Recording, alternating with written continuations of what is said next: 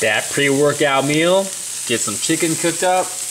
Gonna add in about probably a cup or two of some cooked jasmine brown rice, and just had my favorite Quest bar, cookies and cream. Sorry, no, cookie dough. This is the cookie dough one, my bad. Cookie dough one, but the cookies and cream one, man, it's definitely a close second or almost as good as the cookie dough. So, pre-workout meal, Quest bar, chicken, some jasmine rice, easy to digest. Pre-workout stack today is going to be some Intra-Flight watermelon, scoop of creatine monohydrate, 5 grams on the daily, and a scoop of blue raspberry flight. I just mixed my creatine and my pre-workout together, guys. We'll mix it up, chug this, put the rest of my BCAAs in my icy water, and we're good to go.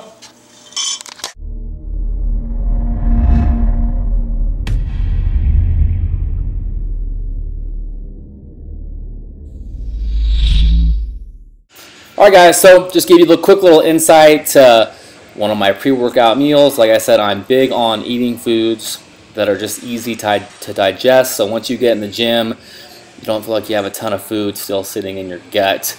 I usually have my pre-workout meal about an hour to an hour and a half before the gym. So usually I'm good to go by then. And then just a little insight to obviously my sponsor is Bear Performance Nutrition. So just kind of going over what I like to do as far as taking my pre-workout with my creatine, and then I drink my my Intra-Flight BCAAs while I'm working out. So this was, like I said, this kind of an updated push workout. And like I said, usually I try to include things in these kind of clips to kind of spice up things and show you guys something new. And also, I do like using legs push-pull splits for a lot of the clients that I coach.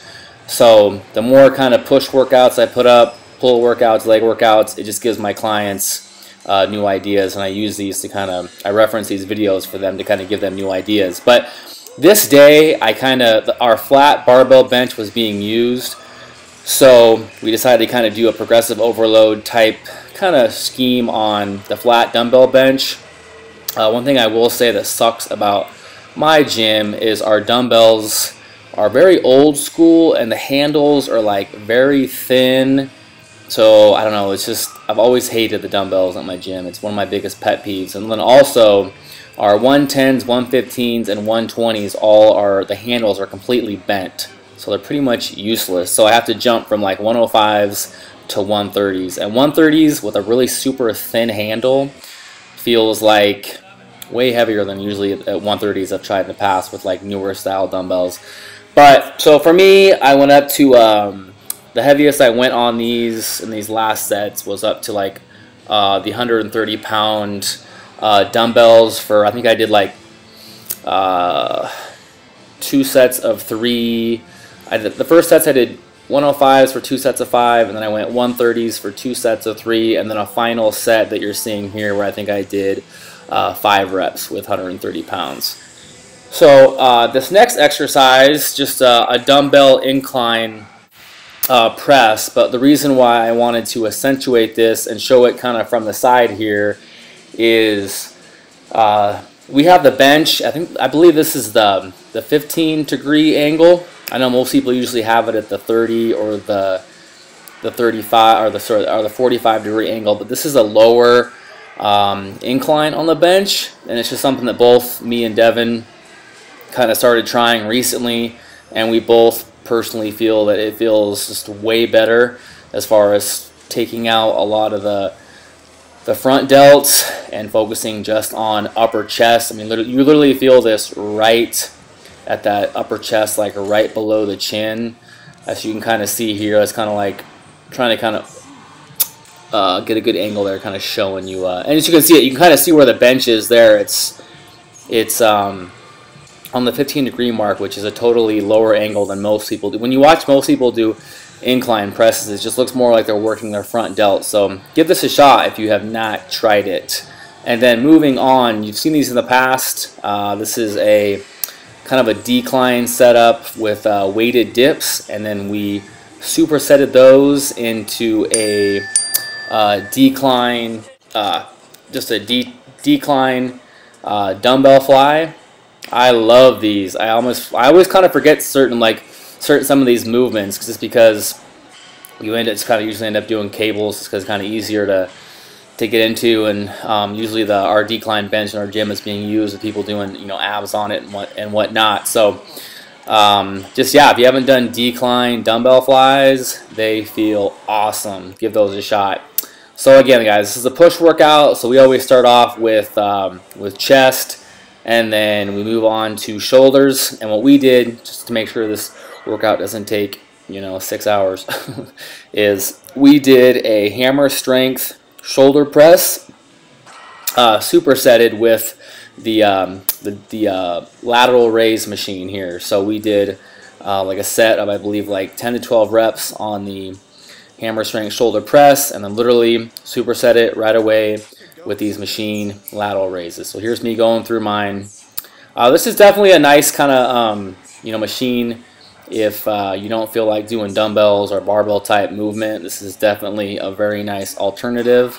Plate loaded. If you have one in your gym, definitely worth implementing into your shoulder routine. And again, the lateral raise machine, not something I usually do, but it's a nice change of pace if you're always just used to doing dumbbells. I'm definitely not against using machines as long as your whole program isn't relying on just machines. I would definitely like a nice mix-up of cables, free weights, machines, pretty much everything. Everything's kind of has a different feel, different angles. And any of you guys that have any, not that I do or Devin does, but these next two tricep movements would be an amazing tricep exercise for anybody that kind of has like elbow tendonitis, because everybody knows that cable movements, the one great thing about cable movements is just easy on the joints. Can really load up, a good amount of weight, but you're not going to feel that stress on the elbow joint. And this is one that we've been doing the last couple weeks that, man, I've been just loving the feel of this. You don't literally have any attachment on the cable. You literally just kind of grip your hand right above the little ball there, and mock like you're doing a one-arm push down. And oh, the tension and the contraction, the squeeze, everything about this movement I just love. And again too, if you have any elbow issues, it's going to be easy on the elbows. So this is definitely something that I don't think I've shown in the past, that I definitely recommend trying this. And then just to finish off this workout, again, another time is, if you have elbow issues, doing a very, very, heavy, overhead extensions. If you're going to use a dumbbell, for a lot of people, and your strength is high, you're going to have to sit there and load up, 100-pound dumbbells, if not more, which I do sometimes, but I will admit it puts a ton of stress on my elbows. And usually by the time I'm done with 3 sets of like really heavy dumbbell overhead extensions, my elbows just feel like they're shot. So this is definitely a great alternative to throw in, where you can still overload the muscle with a lot of weight, and it doesn't tax your elbow joints at all. So here's me going through mine. Again, same type thing where you're just gripping the handle or gripping the cable right below the rope, and just with these, you really want to focus on when you bring your arm behind your head. You really want to feel that stretch in long head, and then at the top you want to fully extend your arm to get that full contraction in tricep. So here was an updated push workout. Hope you guys have a great weekend. We should be getting up a squat and deadlift video coming up next.